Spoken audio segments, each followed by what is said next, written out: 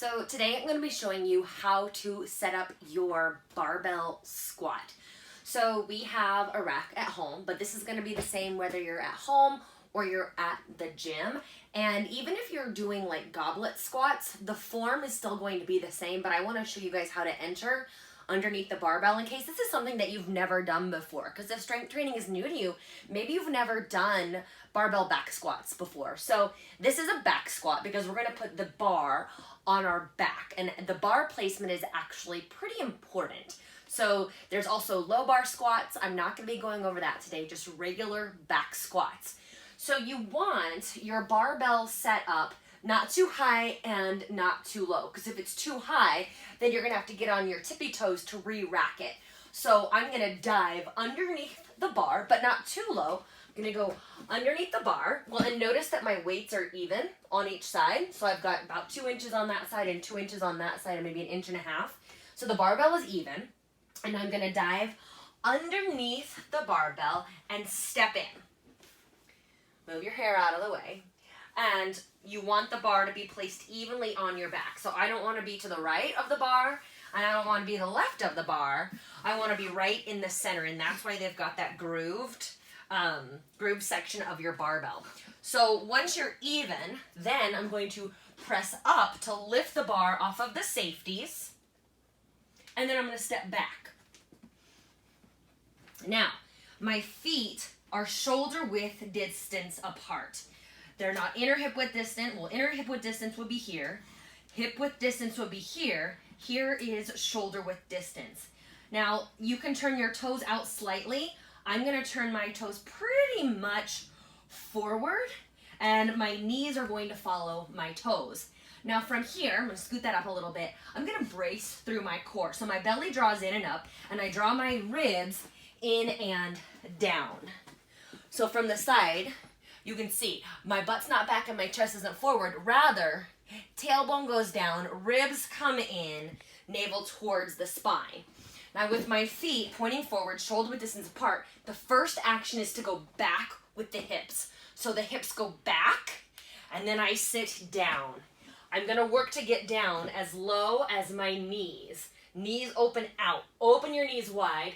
Drive through the feet to stand. And then I'm not going to go like this at the top of my movement, okay? I am going to engage my glutes, but I'm not going to thrust my pelvis forward. So we sit back, we sit down, core strong the entire time, chest lift as much as you can, work for that depth, drive the knees out to press back up. Now we'll do a few more in regular time. Lower down, press back up. Lower down, and press back up. The real big things that we want to look out for are the knees. And Pat, you keep recording while I turn forward. I'm going to turn toward you. So what happens sometimes is when you go down, the knees come in, or maybe even you're able to maintain it, but then when you drive up, the knees come in. So always think, drive the knees out, drive the knees out, drive the knees out. The other thing that you want to make sure that you don't do, the chest is going to come forward slightly, but we don't want it to lean so far forward, because then you could topple forward, right?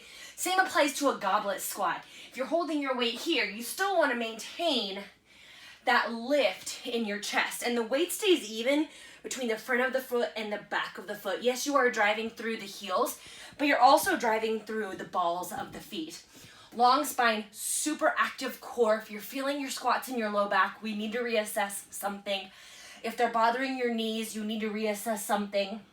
And one way to make sure that you're getting the depth is to put a bench behind you.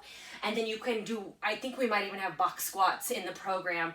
You sit down on that box, then you know you're getting enough depth, then you have to use the strength of the glutes to come back up. So I'm going to show you one more time. Less talking, more action. Wait, the bar is even on the squat rack. I'm going to dive down underneath the bar. Remove the ponytail. Press up to lift the bar up off the safeties. Step back so I have room to move. Make sure your feet are even, so one foot's not forward and one foot's not back. Feet are even, shoulder width distance apart. Elbows are rolling down. Brace through the core. Lower down, work to get your knees in line with the hips. Drive the knees out as you stand. So think knees out the entire time. Inhale on the way down. Exhale on the way up. I'll do one more and show you how I put the bar back. And then you walk back up to the safeties, place the bar down,